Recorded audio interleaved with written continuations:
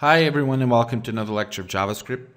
So in this lecture I'm going to teach you how to use the switch statement, which is a very cool feature in JavaScript and you can use to compare very quickly a value and create an action to it or run a piece of code. So the switch statement starts with us creating a variable name equals John. Okay, and now we type switch and then parentheses and curly brackets. Now between the switch we type the variable name, and now depending on the value of the name, of the variable name, we will run code in different cases, okay, or in different conditions. Now you've learned how to use several if statements or else if statements to run different scripts or different lines of code when the condition meets the value. Now to do it more quickly, you can use the switch statement, and we have a name now, a variable, and to compare it now we use case, type case, and then between the double quotes we type, for example, let's type Victor, and then colon, and then you can type an action. So let's type document write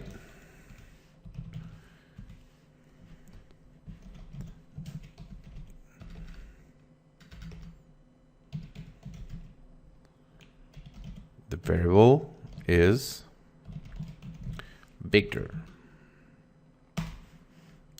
Now let's type another case, and I'll explain you in just a second. Let me just type this document write the variable is Mark, and here we have type Mark, and I also forgot you have to type here type break and semicolon, and down here we type also break. So what we have here is different actions or different code for each case where we change or the value of the variable is changed. So now we have John. So in case that the variable is John, the code that will run is where we have case John. Okay. So in here, let's type, for example, document write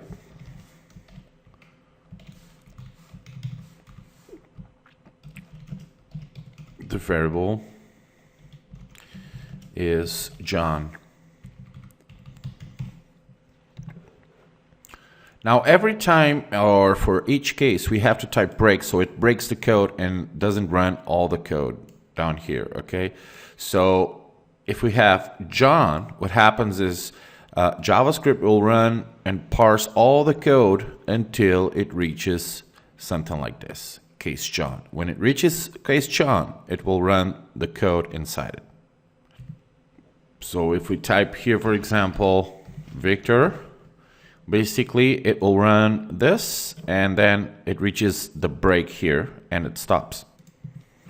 Now you can type here break as well, even if this is the last one, so you don't really need the break here.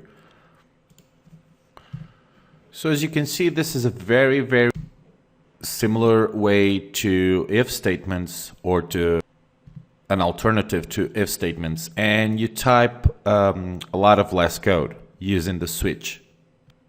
Okay, so let's try the code now, and let's save this. Let's try the code and see what happens. And there it is. The variable is Victor. Why? Because it runs this code here. Okay, as you can see, in case that the variable is Victor, run the code that is inside it.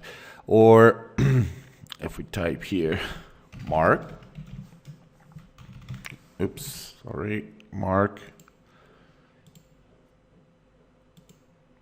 there it is. Okay, so for each different case, a different result or a different code.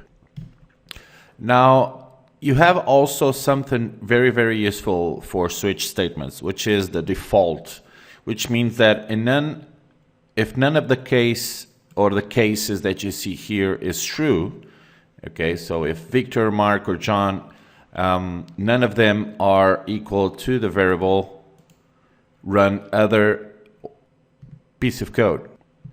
So to do it, you just type default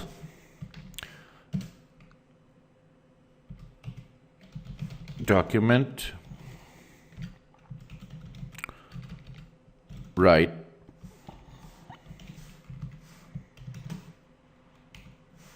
and none of the variables or none of the values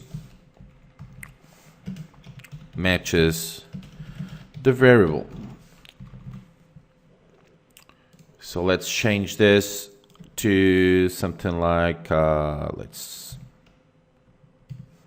Alex, and let's save this. Okay, and there it is.